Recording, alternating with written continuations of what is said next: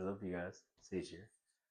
Just a little reminder to myself, to all y'all, that it's not those big ideas, it's not the flashy stuff that actually changes your life. Like the likelihood that you're gonna read something one day or watch one video that's genuinely gonna shift your thinking so fundamentally um, that you take action is very unlikely. But even if there is, what's the key part of that that actually gets something done is that you take action.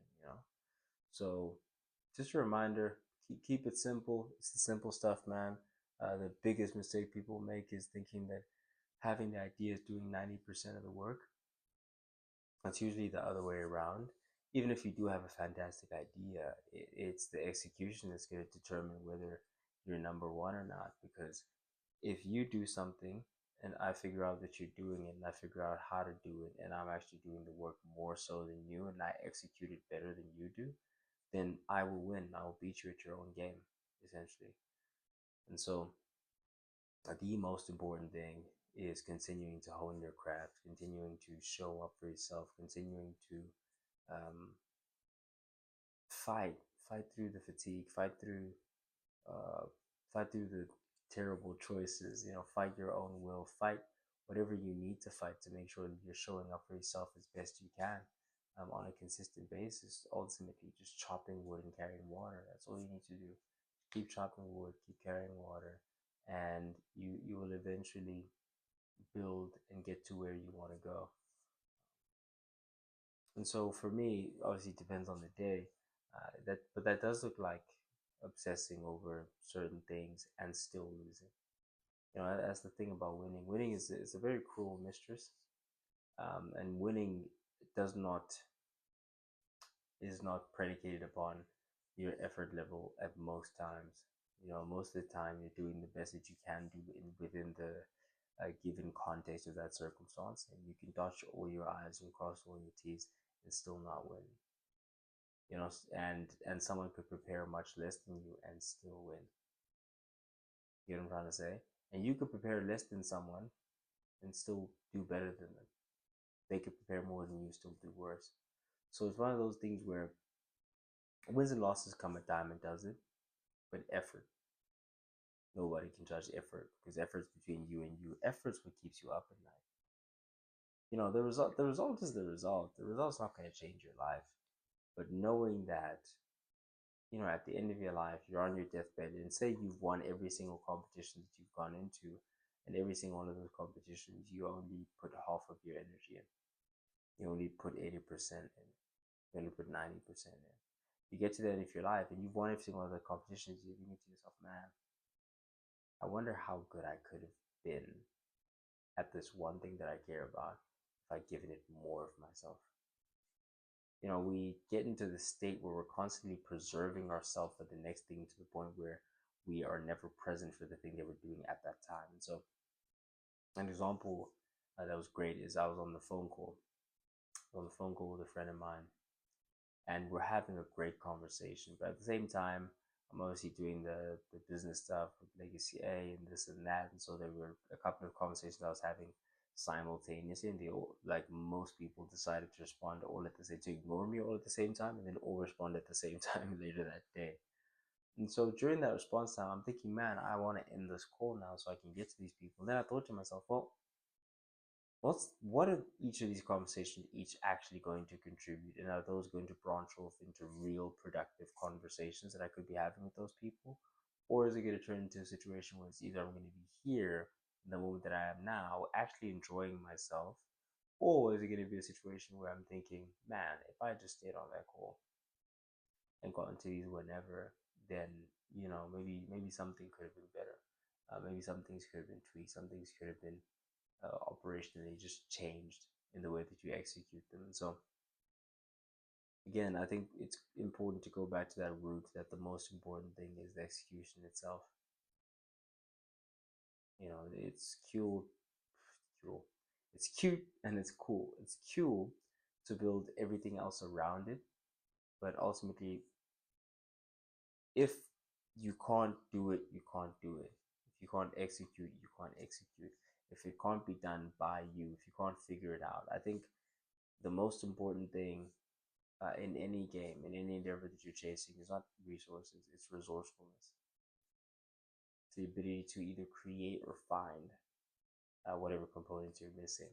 Because ultimately, what we're trying to do is take what we have, combine it with what we don't yet have in some cases, to get what it is that we want.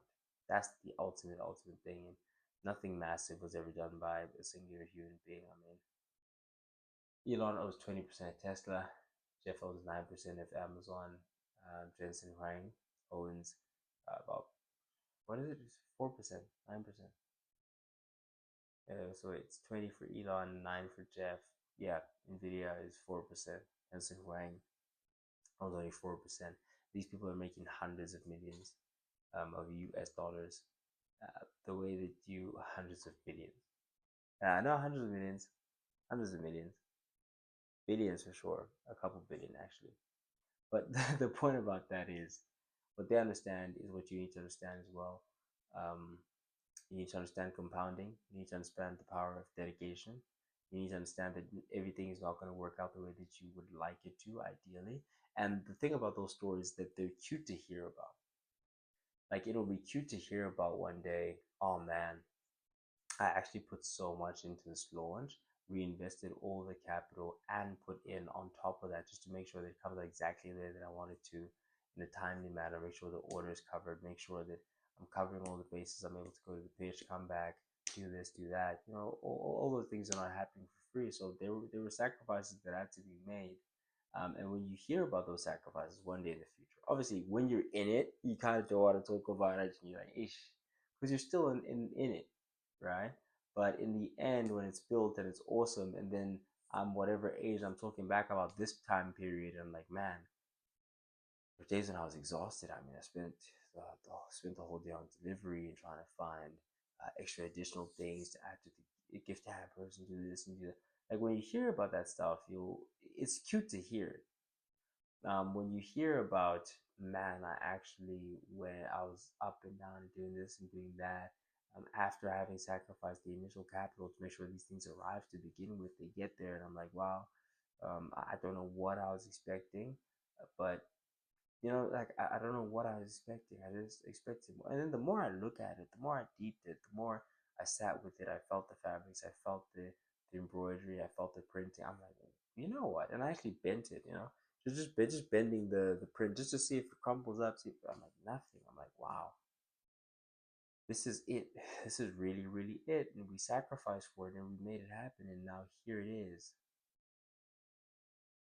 And then to look back and think about all those times when you doubted. Here's the interesting thing about it is that on the way there, because you have those doubts and you have that anxiety and you have all those things, that's what allows you sometimes to execute to the highest of your own potential. That's what you've taught your body at the very least. And so when that's a thing and that's a factor, the own patterns that you've instilled are actually a factor in terms of what you get to do, then it completely changes the game. Like, when you divorce the story of your limitation and marry the truth of your unlimited capacity, the whole game changes, you know? So, yeah, I'm gonna wrap this up here. Main thing that I wanted to leave you with is, in all the fluff, in all the numbers, the economics, the this, the that, let's not forget our core that we're trying to serve, and make decisions based off of that. Make decisions based off of, okay, these are our core values. Um, who represents these well? I will work with those people.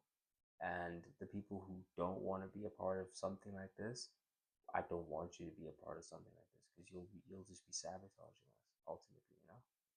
So, yeah, not keeping you for too long. Um, I'm gonna let you guys go ahead and rock and roll. And thanks for watching.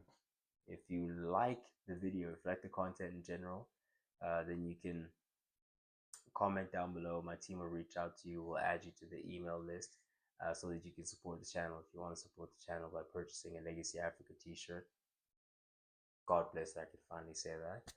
If not that, then please do subscribe to the video.